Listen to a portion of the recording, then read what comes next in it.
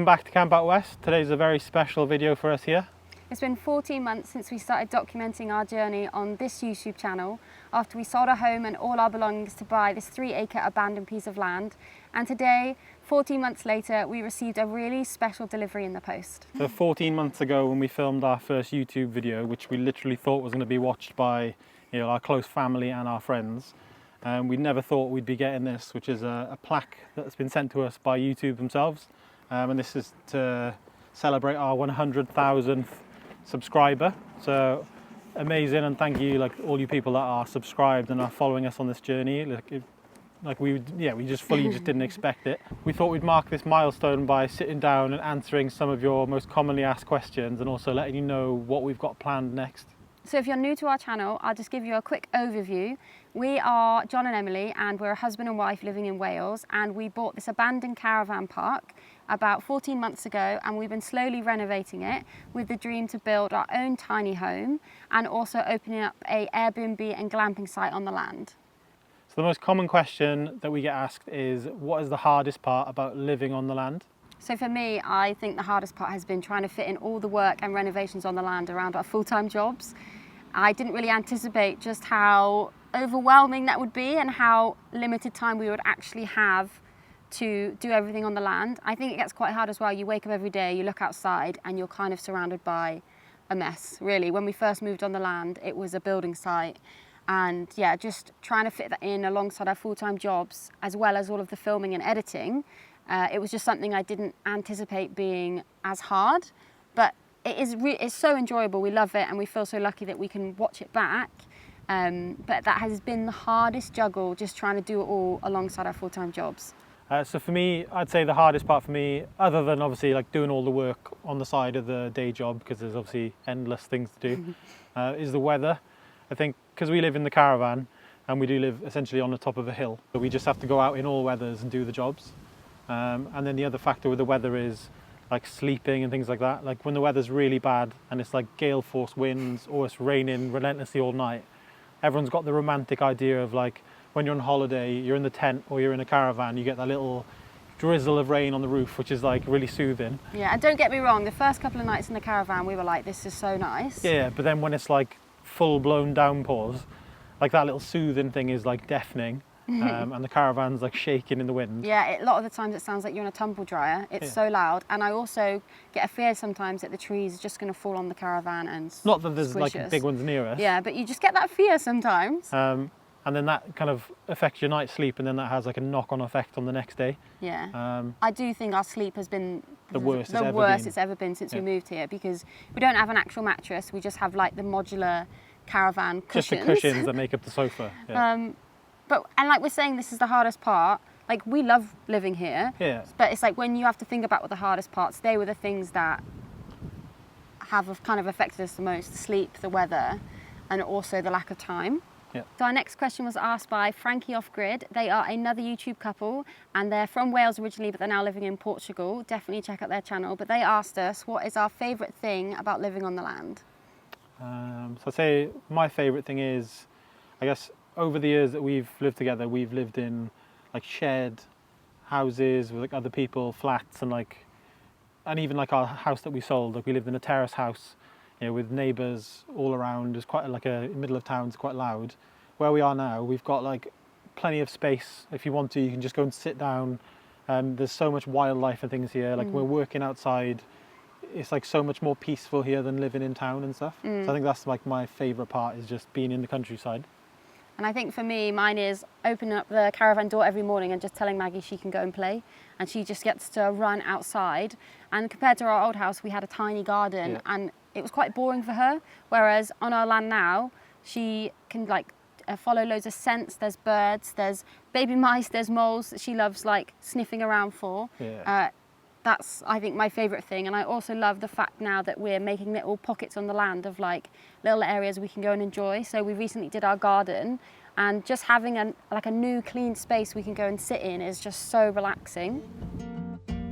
Today's video features a paid partnership with BetterHelp. For those of you that follow me on my personal Instagram, you would have seen me share about my personal experience with BetterHelp after I first became a customer back in 2018. So it feels so special to get the opportunity to tell you more about their amazing platform, and that with the hope they can help you just like they've helped me. So I'm not ashamed to say that I've had therapy to help me navigate through multiple stages in my life, and I can honestly say I wouldn't have the amazing life I have today without the help and guidance I received through therapy. I first started using BetterHelp because of how accessible and easy it made finding a therapist. As their platform was all online, it took away so much of the pre-therapy anxiety and dread that I used to get in person, and made therapy so much of a more enjoyable experience for me. The sign-up process with BetterHelp is so easy. All you need to do is fill out a few questions, and BetterHelp matches you with a credentialed therapist in just a few days' time. BetterHelp also know how important it is to find a therapist you click with, so they allow you to easily switch between different therapists until you find the right fit, and that's exactly what I did. So if you're feeling like you need some extra support, or you feel like you need to talk to someone outside your world right now, I can personally recommend therapy with BetterHelp. So to find out more about BetterHelp and to get 10% off your first month, just head to the link in our description, or you can visit betterhelp.com/campout. A special thank you to BetterHelp for not only supporting me when I needed it, but for now supporting our channel and project. So question 2 is, what did you not anticipate when you started the project? I think for me, it's being unrealistic with how long things would take.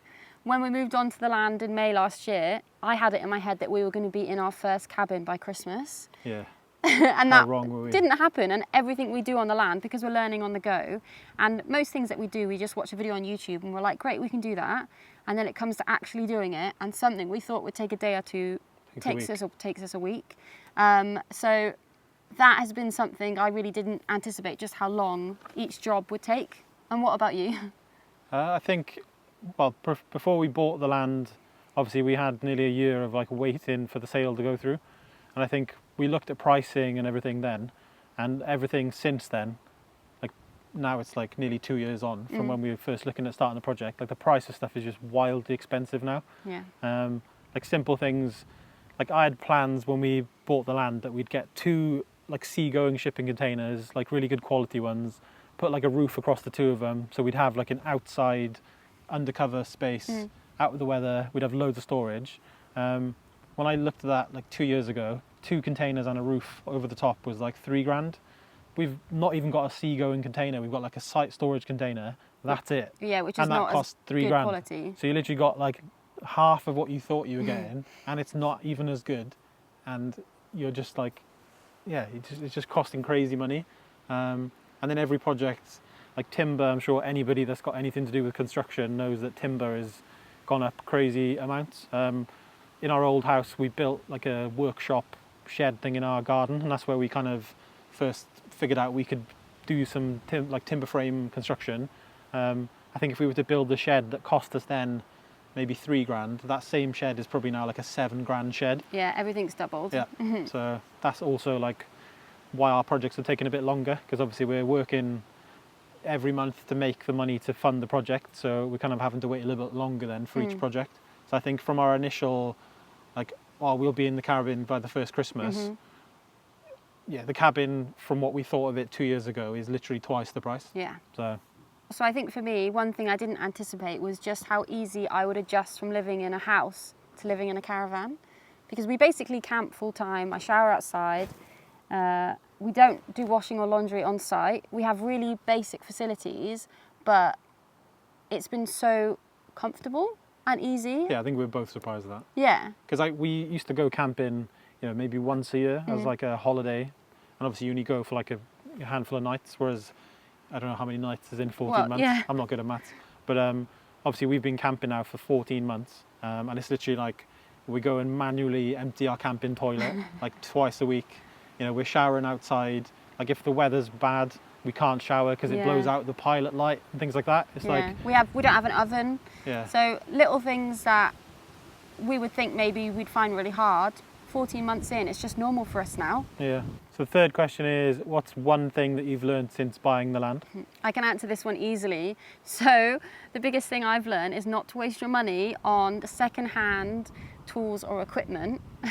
And this is speaking from experience. We bought our brush cut mower and we got it on Facebook, and when we turned up it didn't actually even start. And I think because we drove an hour there to go and collect it, we just thought, well, you just wanted to take a risk on it because it seemed like such a good deal if we could get it working.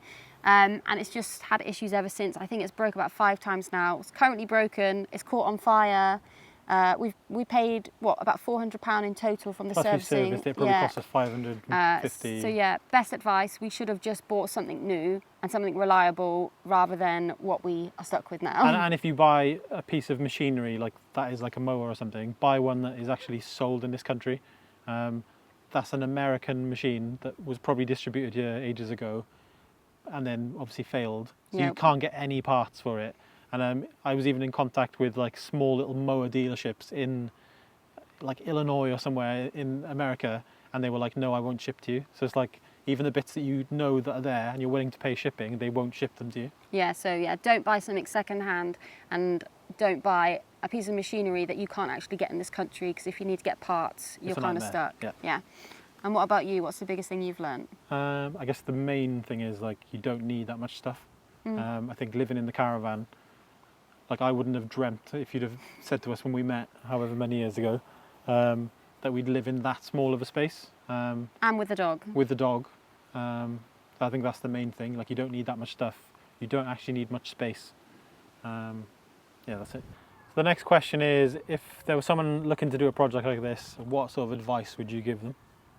Mine would be just to learn patience, I think. It's so easy to feel like you need to do everything as fast as you can, or for us it could feel like we could easily feel disheartened that we're not further along 14 months in, but we're just so excited about what's to come. We just know it's worth the wait. So I think even if you're at the start of this journey and you're looking at maybe buying land, it's just to be patient. It took us 2 years to find the land that we wanted, and after that it took a whole other year for the land sale to go through. So that's 3 years that we just waited. And yeah, I just think, yeah, patience is one of the best things that you can have. Okay, and John, what is the best piece of advice you could give to someone wanting to do this? Probably say, like, just be like clever with your money. I think we've always been a couple that like we buy our clothes and stuff from eBay or charity shops and stuff like that. Like we don't buy like expensive things, or like we make stuff last really long time. Like we've literally both got the worst possible phone you could get. They were like £90 from Argos. No idea what brand they are. Can't even pronounce the name, but they do the job. And just things like fixed tariffs. Like we have like £10 contracts on our phones. Like our van, the transit van that you guys have seen before. We've had that for 8.5 years. That's an ex-postal van. Cost us £3,000 that many years ago, and we've done I think like 110,000 miles in it. I even lived in it in a lay-by in Northampton. To save money, that's why you did it. Yeah, when we moved up to London for a job and I was still working there, instead of commuting, I literally lived in a truck stop lay-by in that van. Yeah, we've done a lot of sacrifices because I think that was the most unhappy you've ever been. Yeah, but it just means we could like keep saving money. Yeah, and we don't go on expensive holidays. We haven't had a holiday since our honeymoon 6 years ago. Yeah. We make sure we just are prioritising our money for projects that are actually going to benefit us. Yeah, and I think with this project, like the goal is, obviously we've got this like beautiful piece of land, but it's also like we've got rid of having a mortgage. So like, even though we're working, doing a project, once we've kind of done spending all the money, like our ongoing costs then will be quite low, and then we can really like enjoy our time. Because it would be really easy for us to decide to get a loan out now so we could do things a lot quicker, but that would just be so much added stress that we don't need. So the way we're doing it, for us as a couple, it's just more sensible. Yeah. Okay, this is a hot question that we get a lot. Why do I wear these ridiculous hats? I didn't realise my hat would be so offensive to a lot of people, but I love hats. If you didn't know, we actually have a hat brand. We launched our hat brand in COVID when we lost our day jobs. Obviously, we are full-time wedding photographers and videographers, and when COVID hit, all of our work completely stopped, and we had to figure out how to keep paying our mortgage, so we launched the hat brand. So to us, the hat brand is so special because without it, we wouldn't be doing this now. Yeah. And for me, hats make me feel really confident. I love wearing them, and yeah, I'm gonna keep wearing them, so I'm sorry if you don't like it. Okay, next question we've got a lot is, why are we only gonna be building tiny houses when we have such a big piece of land? Why aren't we building a massive house? So we knew when we bought this land that the only rights that you had to live on here is to have residential park homes. So 3 residential caravans or park homes. So that's all we're legally allowed to have on the land. So that's why we're not going to go build in like a massive house, because that's all we're allowed on the land. And for the type of house that we want, like we don't want like a massive, bricks and mortar house. No, there's just the 2 of us and Maggie. We don't need a big house. Yeah, like even if we weren't doing it on this particular plot, the type of house we'd be building would be the thing that we have to build here. Yeah, we really love like black Scandinavian inspired bungalows. So the fact that the land only came with planning for the park homes was perfect for us because we can make them visually look however we want. Yeah. And we are restricted to a certain size. What was the size? Yeah, so the first cabins that we make, we're going to be making like much smaller than the max size we're allowed. So they're going to be 8 meters by 3 meters. And they're allowed, the height of them can be the finished floor to the internal ceiling height can be just a little bit over 3 meters. But for the actual maximum size under the Park Home or the Residential Caravan Act, you can build 20 meters long by 6.7 meters wide with that 3 meter finished floor to finished ceiling height, which for us is actually massive. Yeah, really big. So if you've seen any pictures of the chassis that we currently have, the maximum size we'd be allowed would be the equivalent of just a bit more than 4 of those chassis together. Yeah, which I think is bigger than the floor print of our old house that we sold. Yeah. So and when it comes time to build our like forever home, which is the bigger size one, like we're not even going to build it that full size. Like we don't need a house that big. And I think because we are so used to living in the caravan now, we have realised we don't need much space. Obviously, it'd be nice to have a bit more space than we have now, but there's no way we're going to hit like the max requirements of the biggest size we can do. No. The next question we get a lot is how are we funding this project? So we've mentioned, I think in the last Q&A, but we also mention it all the time, like our day job is we are wedding photographers. So we've got a company called The Wild Bride. So that's what takes up most of our time. And we have got like a couple of online stores that we started during COVID and all that sort of stuff, which we do still do, but that's mainly busy around like the holiday season, isn't it? Like Christmas and stuff. So we essentially get paid when we go and shoot weddings, and that is literally the money that we use to do these projects. So that's why people are asking like, why haven't you started building your house yet? And like I already said, the price of it is going to be a lot more than what we initially anticipated. Yeah. So we're having to obviously do a bunch of weddings, still hold money to be able to pay our tax and all that stuff that goes with running a business, and then also have the money then to go and buy materials and tools and stuff to do the jobs. Yeah, and we only make so much money each month. So it takes quite a while to actually build up enough funds to be able to do a big project like build the first cabin. And as much as we would love to say start it next week, we don't want to start the project if we don't have all the money it's going to cost in our bank, because we don't want to start it and then say have to stop it in a month's time because we don't have the funds. Yeah. So for us it makes sense just to save as much as we can, and then once we've got all of the money in our bank, then we will start the house build. And then I guess that goes into another question. People are asking what's next on the land. So we were thinking about what would be the best thing to improve our quality of living on the land. And one big thing for us is we would love to have indoor a shower and also like a proper plumbed-in toilet. So we think the next project on the land is going to be doing our shower and toilet block build. And also that way, once we've got that on site, we can actually start having friends and family on the land, because we've been here 14 months now and we've only had one friend come and stay. They camped on the driveway. So for us, I think we just start enjoying the land so much more if we can actually have people come and stay with us and also have facilities for them to use. And also another thing is we don't have a washing machine or tumble dryer on site. So we have to go out to laundrettes, which is really, really expensive. So just doing our toilet and shower block and also having the washing facilities on site for our clothes will just improve our life so much more, won't it? Yeah. Next question is, what was our main drive to do this project? So we've always loved the idea of building our own house. I think like what we already mentioned is like the type of house that we want is like quite a simplistic kind of Scandinavian or like quite basic cabin style house. And I think with like typical planning, like if you were to go for a house planning, I think the style of house that we want and the construction and things, you probably wouldn't get it approved. No. Because it's not really within like what the type of houses are you get in these areas.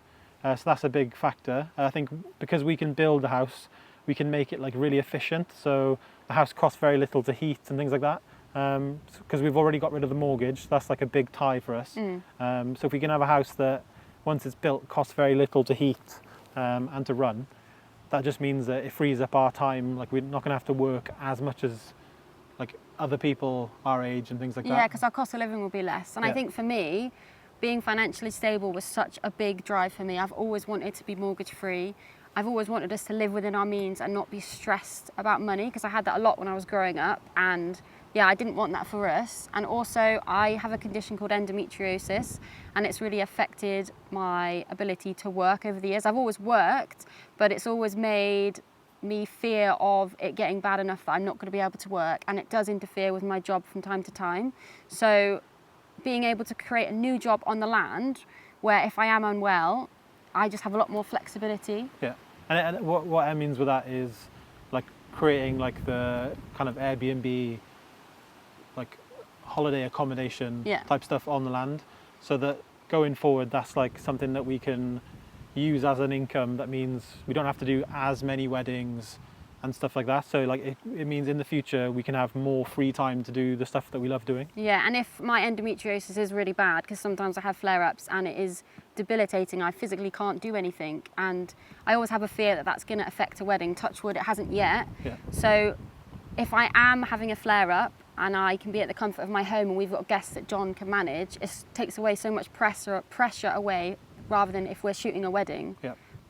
So for me, having this as a new business opportunity will just be a lot more flexible for my condition. Next question is, when are we hoping to be opening for guests? Well, we had a bit of a shock when we came back from the wedding where we were at yesterday. So since we were away, the wind got really strong. We had like a lot of rain and things, and we'll probably cut to the clip now, showing you around the tent. Basically, our tent is pretty much been destroyed by the weather. Our neighbours kind of laughed when we said we were going to have like a glamping tent, like a canvas tent on the site, because they'd had so many gazebos and whatever in the years just like get demolished, and we were like, no. Like, just because they knew how windy it was up here, because we're on the top of a hill. And obviously we were like, no, they're made for this. This is what they're designed for. They're obviously hard wearing, but essentially all the pegs, they're big rebar stakes that are into the ground. All, how many of them? Like 8 or 10 of them, all got ripped out of the ground. The actual ties that are like the floor of the tent, which are, we've got washers and heavy duty screws into the decking frame, which is then concreted in. Pretty much all of those have ripped clean off. So there was essentially nothing holding the tent in place. Luckily the tent didn't take off, because that could have been a real problem. But the whole of the tent has basically slid across the decking and off one side, and it's actually snapped some of the welds that make up the brackets for the framing, like the metal framing of the tent. And as well as that, it has let in water. Like after the second day of putting it up, we had light rain and not even much wind, and all of the tie downs, that the material on the tent have all ripped off the decking, and the tent was completely flooded with water. So sadly, the tents we bought, we kind of think they're not going to be fit for use. We're going to try and obviously like repair them and see if we can make alterations to make them more suitable. And a few of you actually commented to us saying we need to get fly sheets for them, which should hopefully keep the rain out. We didn't realise that they would need another layer. Because they are made of like a waterproof like cotton canvas, which is waxed or whatever it is. And then Sean mentioned to us that sometimes that needs to get wet so that the fibres of the cotton sort of expand, and then it kind of tightens up on all the seams. But that isn't the case. I think it's got fully saturated now. Still isn't waterproof. Still is not waterproof. So we've seen some of the videos online that people have these like hunting tents, which is essentially what it is. They have like a PVC fly that goes over the whole top, and then that sort of sheds the water away from the side walls. So that's an option. And a lot of people were asking where we got them from. We actually had them custom made, which I don't think was the best idea. We should have just gone to a company that actually make these day in, day out. Which have probably tested them and So it's our fault. It's all a learning curve as well. It's just like really disappointing because you spend so much money on them and they've broken after the first week. So we're just glad that there was no guests in them. So that's why we put it up now, and obviously to test them. They've had a good shakedown. So obviously now we're going to try and improve on what's there. Like they will work. They obviously just need a bit of adaptation. So yeah, so welcoming guests. It's not happening this year. Yeah, it's going to have to be spring next year because we want the tents to be perfect. Obviously, we're going to be building the 2 cabins, which will be Airbnbs for guests, so that will be opening next spring. But as for camping guests, sadly, due to the tent issues, TBC, yeah, to be confirmed. Yeah. But hopefully we'll be able to invite friends and family down soon if you'd like to come and camp once we've got the toilet facilities and shower block finished. Yeah. So there are some other questions that we've had which people want to know: where did we find the land? How much did we pay for the land? Question about Maggie. I guess questions about us. We've previously done a Q&A last year answering a lot of those questions. So we'll put a link in the description to that video if you want to go and watch some of those questions. We're conscious we don't want to repeat ourselves on here for people that have already watched it. If you've got any other questions that you'd like us to answer, pop them in the comments section below and we'll try and answer as many as we can. So this one isn't a question, this is just a point that comes up quite often. People keep saying, like, can't hear you, like your audio is terrible. Oh yeah, can you get some mics? Can you get some mics, etc, etc. Like we said before, like we never really planned to do YouTube and then for anyone else to watch. It was just for us to look back on.